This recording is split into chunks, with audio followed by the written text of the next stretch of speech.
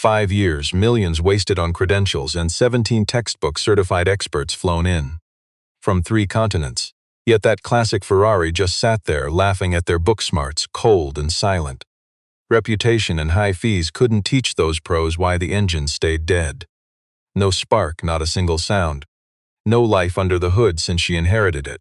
But then she lost patience with those famous credentials, turned away from the fancy tools, and looked at a quiet man holding a mop in the corner, asking, "What about you? Want to give it a shot?" Nobody there saw it coming, but stick with me on this.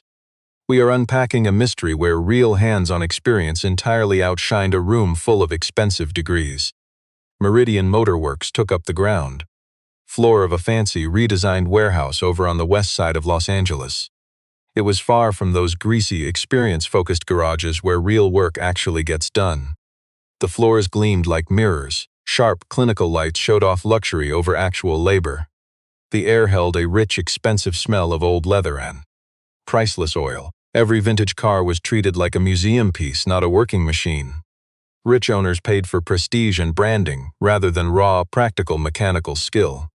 This was the exact shop where elite collectors dropped off prized treasures they could not fix, and where Evelyn arrived every single Monday morning. She didn't demand updates from those highly credentialed mechanics, but just to stand near a vehicle that defied every textbook theory for 5 long years and process her grief during those quiet minutes before turning back to her highly structured, elite corporate life. Evelyn was 41 years old. She ran Holloway & Crane, a highly prestigious West Coast design firm built on elite credentials. In every boardroom she entered, she trusted theory, logic, and having the smartest reputation. She always took charge, spoke with academic authority, and commanded total respect from everyone. She believed any complex problem could be solved by theory and raw focus. She used precise textbook logic and made deliberate choices every day. Guarded her private feelings behind a highly polished, professional reputation that never cracked. Those exact traits built her entire massive empire. Except for one stubborn problem that textbook solutions simply couldn't fix. Her father's classic Ferrari 250 GTO. A 1963 model, and one of under 40 rare examples left in the entire world. Its sleek body gleamed in classic Rosso Corsa red. A red so rich it seemed to shift shades under the sharp garage lights. The chrome lining the side vents had faded ever so slightly over the decades. And the vintage cabin leather had taken on a very specific softness from decades of hands-on use before it was finally left sitting in the dark. Her father passed away 5 years ago, leaving this beautiful classic directly from his estate. It arrived on a flatbed that autumn, but since day one the engine remained completely dead. Truth is, Evelyn didn't even like cars. She had no interest in racing, automotive theory, or the complex engineering of gas engines. But this vehicle was different, and her deep motivation was beautifully simple. This physical machine was the absolute last thing on earth that still tied her directly to the practical man who raised her. We know the type. Her dad was a quiet, hands-on man, fiercely private like his entire generation. Not cold or distant, just completely self-contained. He showed his love by showing up, never with fancy speeches. He rarely mentioned the Ferrari, and when he did, he kept it incredibly short. Yet those few words stuck with Evelyn for years because he shared so little. Just once he said that classic machine had been by his side forever. He said it held a deep personal meaning, something no book could ever put into words. She never pried. Like any kid, she assumed they had all the time in the world. They didn't. Now that legendary machine sat completely dead in bay number 4. Over at Meridian, where she stood every Monday morning, waiting for something she couldn't even name. She just knew she was not ready to let go. You and I know what she really wanted deep down. She just wanted to hear that engine roar. Her dad once called that raw exhaust note the only thing that made him feel truly alive. She had to understand why. She needed to be right there when the motor finally fired up. One cold October Monday, she stayed by the classic car much longer than usual, resting her palm on the roof, feeling the freezing metal against her skin. Then she turned toward the morning sun, leaving the rare Ferrari exactly as she found it. Beautiful, silent, and totally unreachable. The repair file was thick as a textbook, packed with useless theories. Evelyn had read every page so often she could recite the list of failures from memory. This long chain of failures. Attempts started weeks after the car arrived, right when Cameron, the head mechanic, ran his first diagnostic. Cameron was 47 and broad-shouldered. He wore his 20 years of credentials like a flashy Rolex, bragging to anyone who would listen. He had worked on Maseratis and Alfa Romeos, plus over 12 historic Ferraris during his expensive, highly praised career.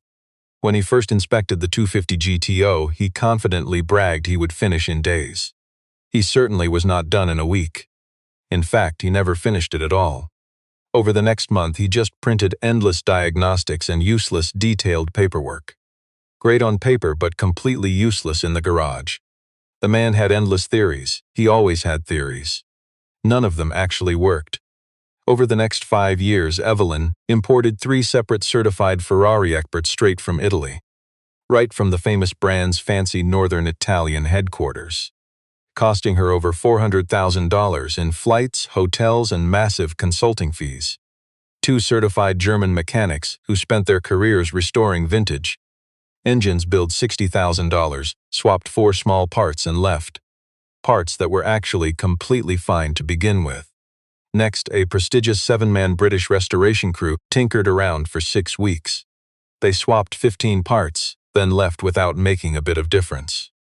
Even a famous museum engineer, renowned for rebuilding legendary classic cars, spent 4 whole days just staring at it. He asked for 2 days just to think, then walked away defeated. All those experts left only useless paperwork.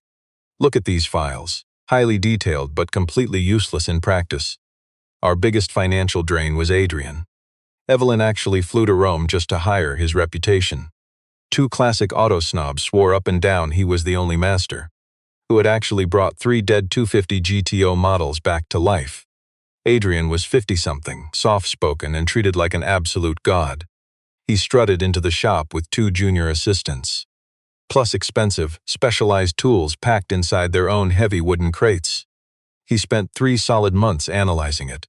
After 90 days, he handed over a 50-page book packed with useless data, endless measurements and theoretical data. His final conclusion was just a few sentences, serving basically as an expensive way of admitting all his credentials could not find the problem. His bill was $250,000. Total costs hit $2 million. But the real headache, far worse than the wasted money or years, was how every single pedigree genius reached the exact same dead end. The sports car looked flawless. Every single part was genuine. The wiring was pristine. Every fuel line was bone clean. Every mechanical part met strict factory specs on paper.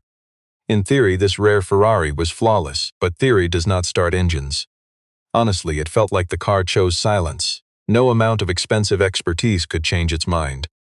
Then came Cameron's newest excuse. He sounded like a textbook snob, protecting his ego instead of actually fixing the machine. He claimed there might be some kind of lingering, odd calibration glitch deep inside the ignition timing, even though that made absolutely 0 sense for a classic built back in 1963. Decades before computers ever ran these simple systems. He just spouted that academic nonsense because he had to sound smart. Evelyn completely tuned out his useless textbook theories 18 months ago. She was done being angry, even though she had every right to be furious. She had this nagging, persistent gut feeling that all these highly paid pedigree phonies were asking the wrong questions. The real answer was waiting silently inside the engine, not in manuals. And none of these arrogant pros had the humility to roll up their sleeves and look. Now look at Isaac. He swept floors for months before things shifted. We brought him on through a cheap temp agency, just to clean the shop floor. His official file showed absolutely 0 experience with classic cars. Just basic manual labor jobs and a home address in a rough part of town, where folks rarely launch prestigious, high-end engineering careers. He was 38, skinny, with a totally forgettable face you would overlook a second later.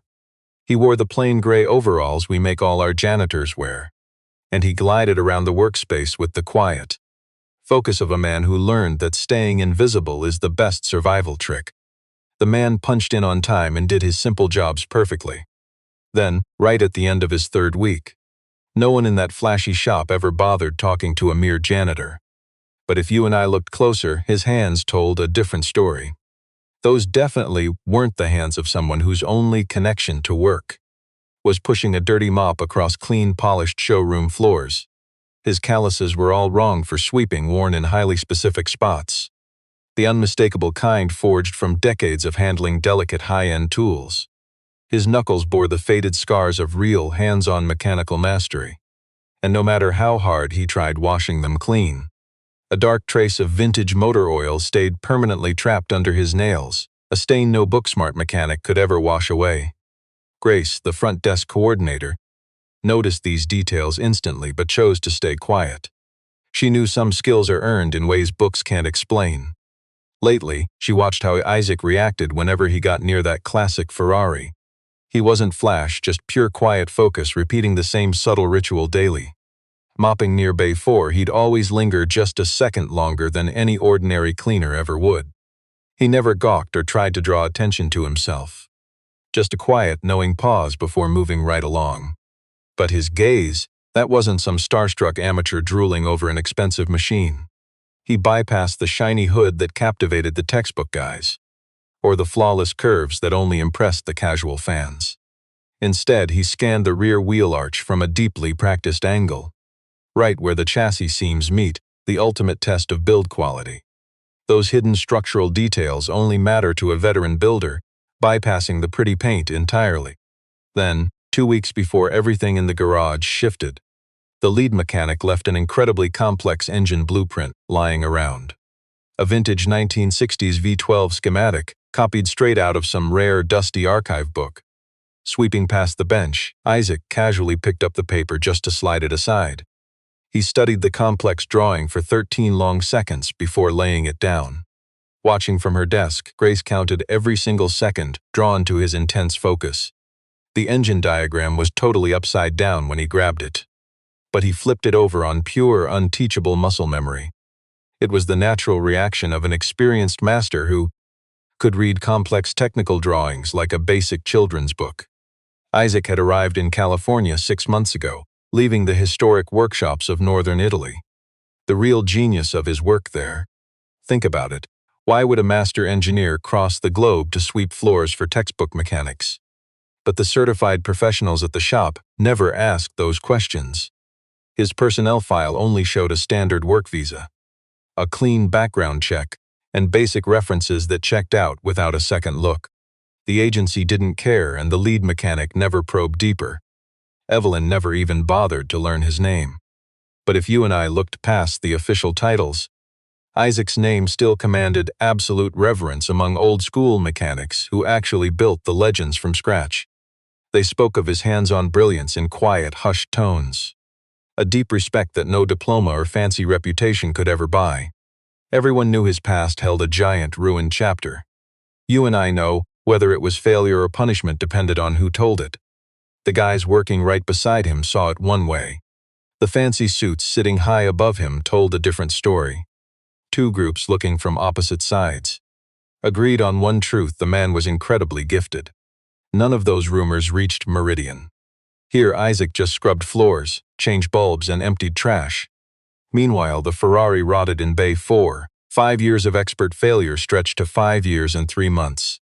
The day everything cracked open was a chilly November Friday. Adrian called Evelyn right at 2. The brutal talk lasted barely 11 minutes. He definitely did not call to report progress. He called out of duty, needing to admit what his expensive training could not fix. The car's issue sat way beyond his pricey textbook automotive knowledge. He refused to actually say the word inexplicable. The man was far too proud and cautious for that. But the explanation he gave came incredibly close.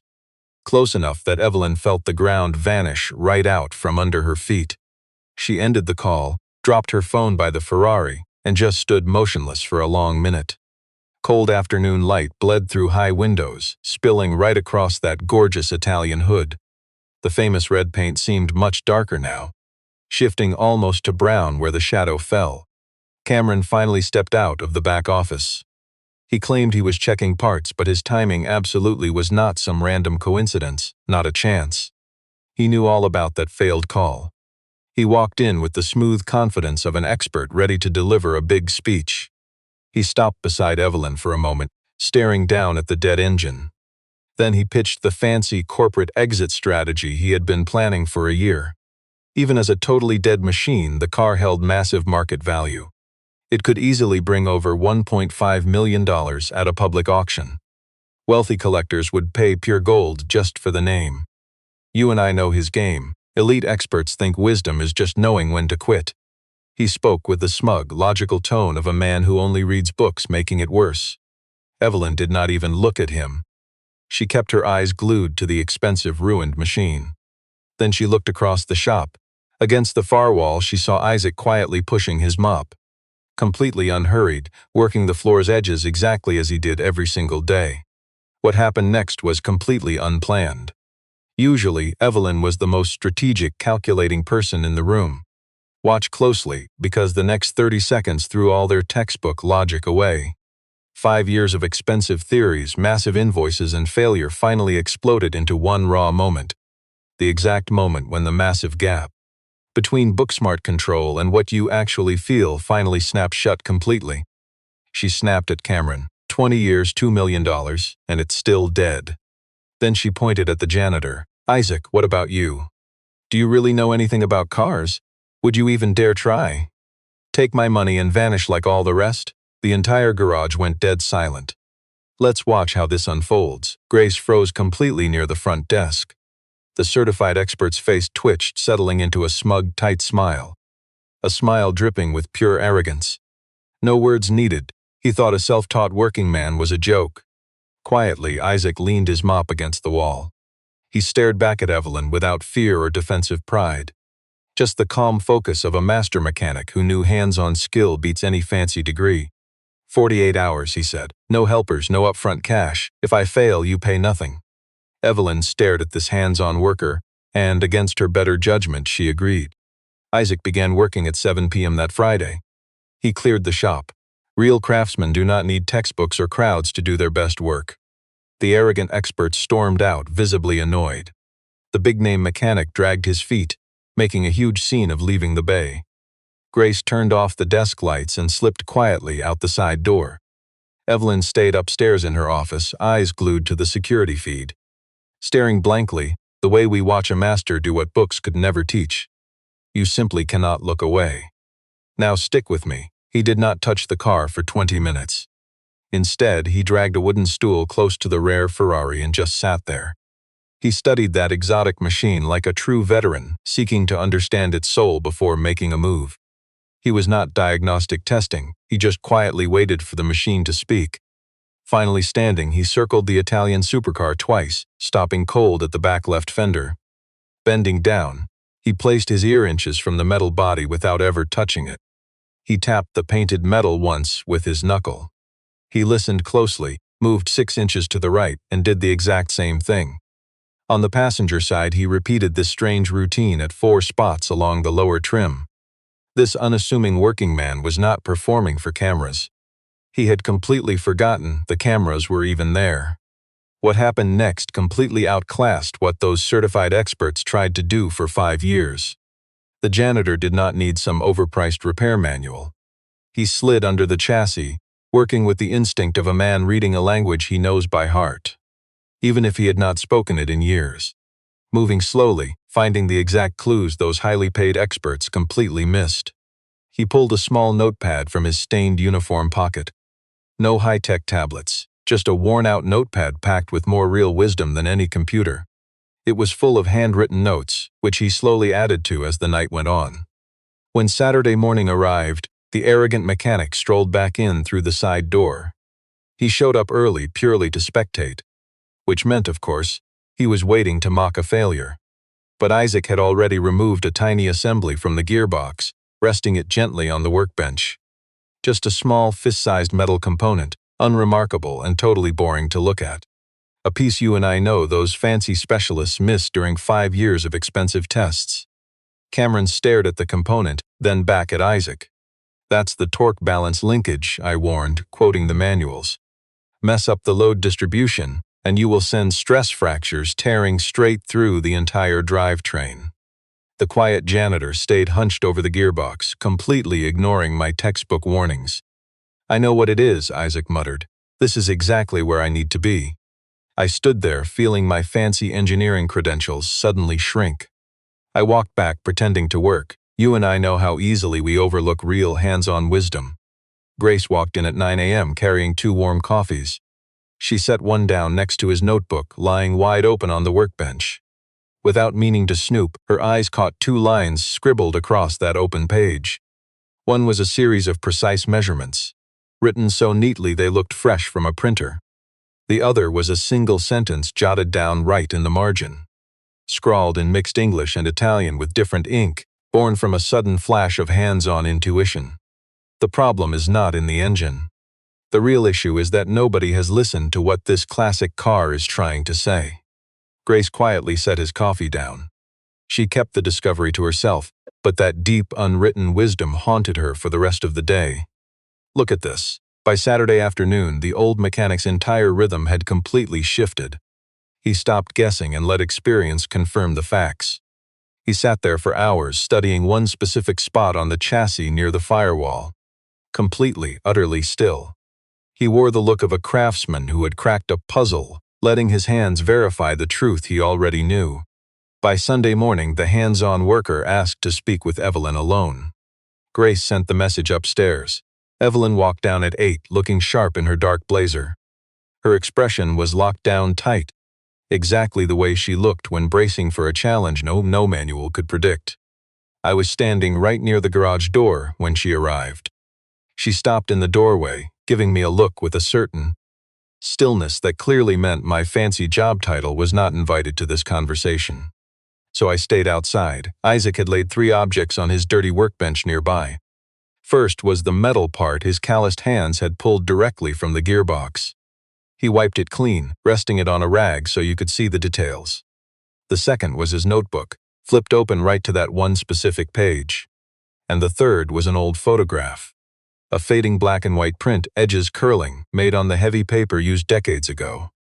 Isaac found it hidden deep inside the trunk lining, carefully wrapped in thin oilcloth, wedged tightly into a seam, a spot that all the famous expensive restorers had missed since it was first sealed. He slid it right over to Evelyn without saying a single word. The photograph showed a man standing right beside this vintage Ferrari, identified by one tiny unique scratch on the front left fender.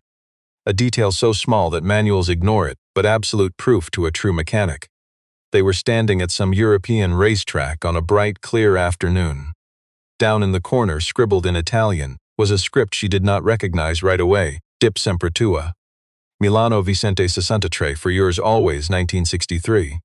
You see, the man in that old photograph was her father. In the picture, he looked younger than she remembered, younger than any polished portrait in their home. Standing beside that classic Ferrari, he wore an expression she had never seen on him. Not simple arrogance, but a deep, quiet understanding of his machine. A confident gaze that spanned across decades of hands-on knowledge.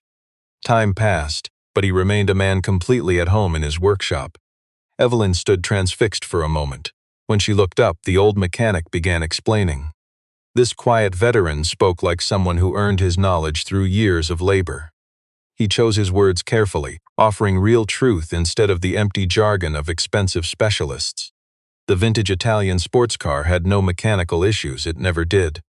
The reason this engine refused to start was never a broken component, a bad computer code, or some fancy engineering flaw. It was a clever, hidden lock. A custom security system hardwired directly into the ignition by hand. Built after leaving the factory by a true master mechanic who kept no blueprints. No official repair manual or factory guide ever recorded this trick. Expensive diagnostic computers missed it because it did not look like a broken part. It was an intentional design. The engine only started if you knew the secret physical steps to activate it. A pattern with absolutely zero documentation. Shared only between the builder and those who earned his hard-won trust. Let us look closer. The old mechanic pointed to a tiny metal piece on the cloth. This is the trigger, he said. No basic switch, but a hidden puzzle sequence. Every certified specialist who touched this car wasted hours tearing down the engine block, rebuilding the ignition and fuel systems. The credentialed experts ignored this spot because it was not actually broken. A true master built this on purpose, knowing exactly what he was doing and keeping his secrets hidden from textbook experts. Evelyn finally asked the question that mattered. How do you know all this? The veteran hesitated, marking the first time his confidence wavered in 2 full days. A quiet, heavy memory flashed across his rugged face. Not soft emotion, but the hard-earned wisdom of someone who has lived it. Because I have seen this exact setup before, he replied, handmade once by the very same man. The garage went quiet while the certified specialist, Cameron, listened outside the door. Through the glass, she could see the shadow of the man with the degree eavesdropping. She kept quiet as Cameron suddenly pushed the heavy shop door wide open. He glared at the old worker with the cold look of a credentialed genius whose fancy books were completely useless against real hands-on experience. Well, that is a very clever story, the professional sneered. But you still have not started the car. The veteran mechanic just stared, letting the arrogant man's words rot in the air under the weight of true knowledge. Then he turned back to the owner. Give me one more day, he said, and watch a real master at work. Panicked, the insecure specialist dialed his elite firm that very afternoon. He pretended to share professional updates, hiding his fear of being outclassed by practical wisdom. But you and I know the truth. He was terrified of a man with real grease on his hands. Just a sad attempt to protect his worthless, expensive reputation. You and I know them, big reputation experts staring at a problem no textbook could ever explain. The certified lead mechanic, Adrian, showed up next morning completely alone. No fancy diagnostic computers this time. No textbook arrogance left in him either. He stood silently, while Cameron explained what a grease-stained janitor had actually figured out. The certified expert's face remained completely guarded and totally blank. The classic blank look of an overpriced specialist terrified to make a real-world call. Cameron stopped talking. The expert paused, then quietly asked where to find Isaac. Isaac was down in the garage, proving real experience works through the night. Grace brought a plate of food down to him around 11 last night. He muttered a distracted thanks. True hands-on genius does not care about manners when a vintage engine demands total, absolute concentration. So she quietly left his dinner and walked back up the stairs. But right at the exit, she paused to look back. He sat under a single light, completely lost in that complicated gearbox. He worked with the steady, quiet confidence of a self-taught master. No need to rush because years of hands-on experience told him exactly how this ends. Evelyn did not sleep at all. She just lay in her dark office, phone on her chest, staring at the ceiling, obsessing over that old photograph and the mysterious Italian note. And that look on her father's face. She had not seen him look like that in 30 years. Sometime after midnight, she finally called a man named Gerald Whitmore. He had been her father's trusted personal lawyer for almost 3 decades, the only person alive who could decode the secret past her father hid from everyone. The phone call was incredibly short. Hanging up, she set the phone down and stared blankly at the ceiling for 15 minutes. She never actually went down to the garage that night. But by 2 in the morning, she watched from the dark, observing the self-taught mechanic work without turning the lights on. Isaac was still focused at his workbench, never once looking up. She slipped away in complete silence. Even later, she doubted the quiet master even noticed she was standing there. Isaac finally walked into her office at 11 on Monday morning. He looked like a man who had been turning wrenches for 3 days straight with no sleep, wondering if his raw labor was worth the heavy toll. Yet his eyes remained sharp. "Are you ready?" he asked. Evelyn had been waiting since 2 in the morning. Even if she would never admit that out loud. Together, they walked down to the garage. Cameron was already down there, waiting. Let's look at Cameron. Arms crossed, he looked like a credentialed expert with 2 scripts ready, waiting to see which lie the situation demanded. Adrian kept his distance, hovering quietly near the side door, still showing that blank look of a paper-certified professional, too scared to risk making a guess. Grace stood near the heavy workbench, saying nothing, just taking everything in. Our self-taught mechanic walked to the passenger side, opening the door. He paused at the door, studying the worn leather and those classic dusty gauges. Then the wheel. We are watching a lifetime of practical experience finally claim its rightful place. The man we all wrote off just climbed behind the wheel. You and I know credentials lie, but nobody saw this coming. He didn't even touch the classic ignition key first. Instead, his hands settled onto the wheel at 10 and 7 o'clock. This was no ordinary grip, it was a master using real-world experience, not textbook instructions. He nudged the seat back a fraction of an inch, feeling for the perfect alignment. Then he adjusted the mirror without even looking, guided purely by instinct. Next, he pressed his bare palm flat against the vintage dash. He held it there, feeling the cold metal. Only then did he grab the key and turn the ignition. The legendary Ferrari 250 GTO fired up instantly. This engine didn't sound like a neglected wreck coughing after years of sitting dead in a dark garage. The sound was raw, powerful, and utterly flawless. That massive V12 engine screamed back to life after 5 silent years. It was just waiting for someone with real dirt on their hands. That glorious roar shook our entire service bay. It rattled off the concrete floors, bounced off the rafters, and vibrated through the glass walls. It was the exact legendary power Evelyn's father had always promised her. In that moment, she finally understood what true mastery meant. The car wasn't just metal and grease, it was alive. Evelyn stepped closer, completely hypnotized by the raw mechanical power. She stopped dead right by the driver's door. She stared at our quiet janitor, Isaac, who merely watched the dials, ignoring all of us supposed experts. Quiet, calm, and utterly unbothered. Let's pause here, because what she did next shocked us all. She dropped down to eye level with the door panel, pressed her hand against the metal roof, and simply closed her eyes. We stood in silence as that legendary motor purred like a kitten.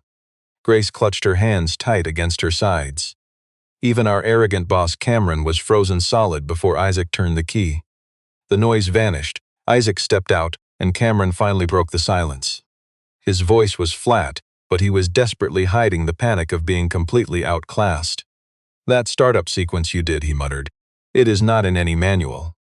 "How did you know?" Isaac replied calmly, "From the man who built it." Cameron pushed.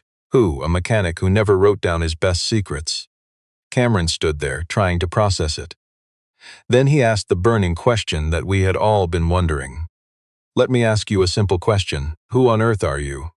Isaac looked at Adrian, staring down our certified senior expert for a tense moment. "You managed the Lusso restoration project back in 2009, Isaac said. "I was actually the lead engineer working hands-on with that car." Sudden panic hit Adrian's face, raw, fast, and impossible for him to mask. His mouth fell open, then snapped shut as Isaac turned to Evelyn. He spoke with zero arrogance, just pure, quiet confidence. Like a craftsman who let his real-world results speak louder than any degree. "You see, this quiet janitor spent 14 years restoring legendary classics with his own 2 hands. Proof that real experience beats any title, he designed the car's locking system. Take a close look at the man in that faded black and white photo. The signature in the corner belongs to the master who actually taught Isaac. The greatest hands-on genius he had ever met in 14 years of building engines. Honestly, in his entire career. That true craftsman built this custom setup for only 2 cars ever." "What happened to the other one?" Evelyn finally asked. "Destroyed," Isaac replied, "in a 1971 crash." Evelyn just froze completely. Last night's call from the lawyer settled heavily in her chest, clicking into place. She suddenly understood with the absolute certainty of a final piece of puzzle clicking into place exactly what the real connection was here. She kept quiet for now. Meanwhile, Cameron pushed his luck yet again. "If you're really a Ferrari engineer, what are you doing here?" He gestured at the garage and the janitor uniform, dripping with textbook arrogance. "Why would a guy with your resume take a basic cleaning contract?" He tried to mock him, but the question actually proved the opposite. It hung there, exposing his narrow mind. True mastery doesn't wear a suit, making his insult the most useless thing in the room.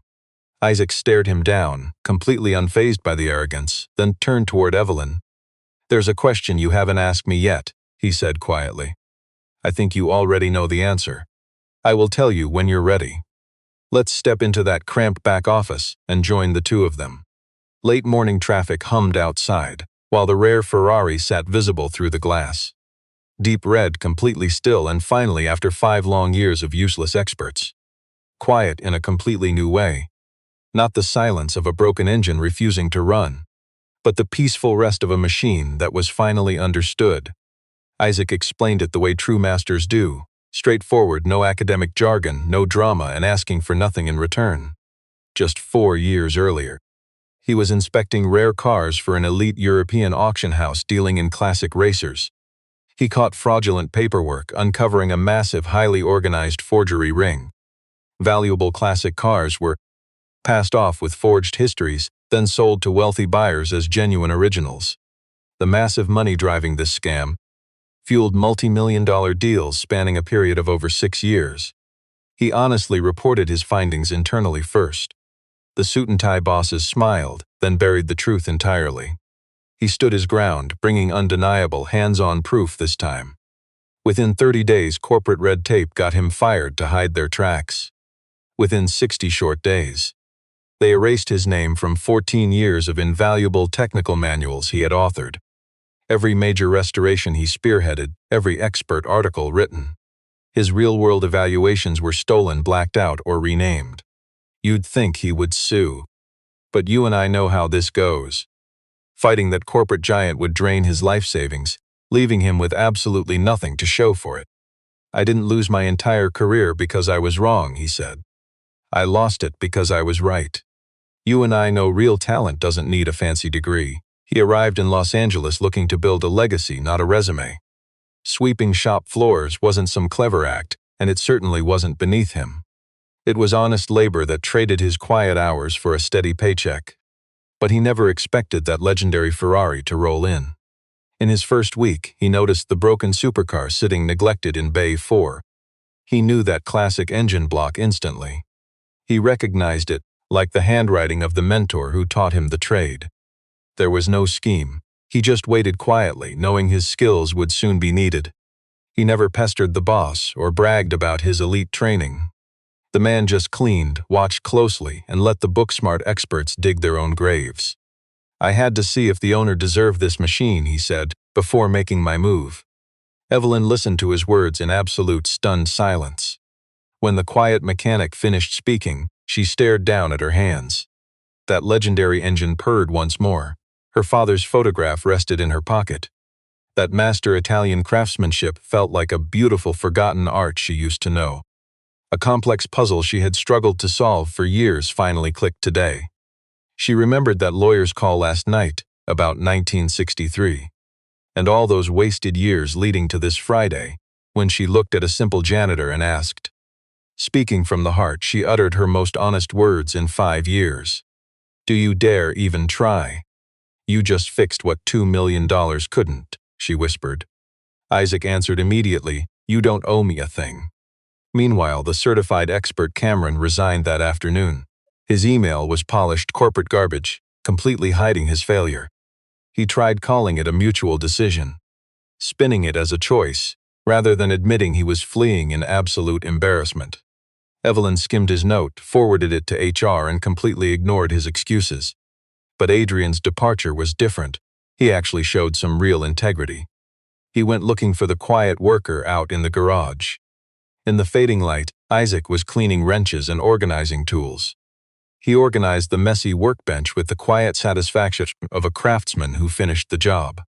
Let's look at this. The high-priced specialist stood back, quiet as a man waiting to confess. But he wasn't sure if he even deserved to speak. Finally, he muttered in soft Italian, safely away from any onlookers. He had recognized Isaac's legendary name buried in old factory records. The rumor was that this master mechanic had walked away by choice. He never asked questions back then. Keeping his head down was easier. For 4 years he felt guilty for staying silent, only understanding the truth today. He offered his hand and Isaac shook it. No words were necessary. Adrian walked right out the main doors and never returned. Grace softly asked the quiet mechanic what he planned to do next. She spoke gently, hiding her hope for his answer so she wouldn't pressure him into anything. Isaac admitted that he simply wasn't sure yet. And for once, those words didn't feel like a heavy weight. It wasn't the response of a man who had run out of options. You and I understand. It was a true master surveying his future, under no pressure to prove anything. Evelyn locked away the official blueprints, realizing manuals could not solve the puzzle. Every master-level measurement the quiet janitor handwrote, Each brilliant solution was quietly tucked inside the vintage Ferrari's secret folder, locked down tight, strictly under her own watch. The classic gears went right back into the housing, purring like they never failed. That vintage photo went right back into the trunk, wrapped in cloth and hidden in the same seam. You and I know some real masterpieces are best kept off the books. A week later, Evelyn finally put that physical restoration to a real road test. Not on a busy highway and not to show off to elite collectors. Just a massive, empty lot at an old industrial site her firm was currently remodeling. A wide-open concrete yard perfect for testing raw mechanical performance. She guided the rare machine slowly, feeling every vibration through the wheel. The motor purred exactly as it had in the shop, smooth, sharp, and totally revived. She rolled to the far edge of the concrete and shut down the engine. She just sat in the driver's seat for a while, completely silent. The glass caught the late sun, reflecting a quiet moment of absolute proof. Whatever pride or relief she felt was hers alone to process. Isaac, the self-taught master, was leaning by the wall when she stopped. Nobody summoned him. Real mechanics just know exactly when their work is done. Calm, silent, and standing right where he needed to be. He watched his practical handiwork glide to a smooth, quiet stop. Evelyn climbed out, walking straight toward the man who actually saved her car. He could see it immediately.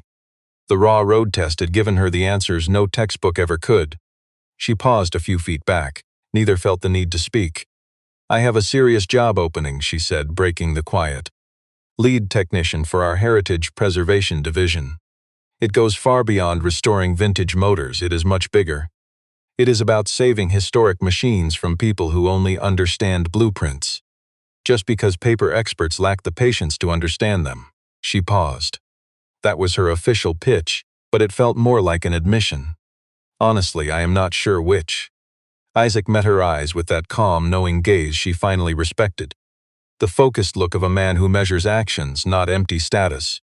"Are you offering or asking?" he asked. "Both," she said flatly. A quiet, respectful understanding settled over them. You and I know that silence, when prestigious titles drop and real respect takes over.